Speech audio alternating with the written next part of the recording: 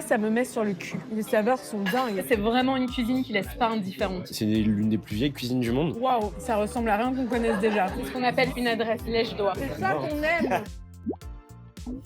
Moi, c'est Rod, l'Iranien. Et Arthur, c'est le chef cuistot du restaurant. Qui est pas iranien. Iranien par adoption. Parce qu'on a grandi ensemble depuis la maternelle. 5 ans, je pense, la première fois que je suis parti manger chez lui. En squattant chez moi, Arthur, en fait, a découvert une cuisine familiale iranienne que très peu de gens connaissent. En fait, dans la cuisine iranienne, c'est des saveurs qui sont tellement marquantes. Le citron noir, le safran, la cardamome, la rose, la pistache, ça laisse jamais indifférent. Ça, ce qu'on appelle le pilki beetroot, de son nom original mostolabou, c'est un yaourt à la betterave et au cumin. La couleur est folle.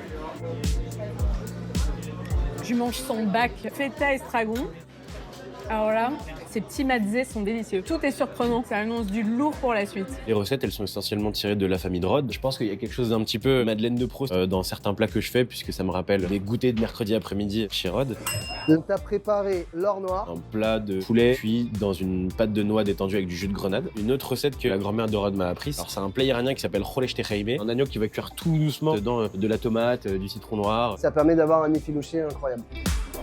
C'est des saveurs qu'on connaît pas. On connaît dans la cuisine du Moyen-Orient le côté sucré-salé. Mais là, il y a un truc en plus qui apparaît dans tous les plats et qui donne ce kick à cette cuisine iranienne incroyable. C'est l'acidité qui vient de toi te titiller tout le palais. Ça y est, je tombe amoureuse. C'est l'une des plus vieilles cuisines du monde. En fait, c'est une cuisine qui est infinie. Les tagines, c'est des gâteaux de riz croustillants aux épices. On le fait tous les matins, comme des boulangers. Ça donne vraiment une texture hyper croustillante autour et plus fondante, vraiment comme un gâteau bien moelleux à l'intérieur. Ça, c'est la croûte que tu essayes de gratter à chaque fois que tu fais du riz chez toi. Ici, ça accompagne le plat. C'est pas un rêve. Point météorologique. Actuellement, -3 degrés dehors, 36 dans le cœur.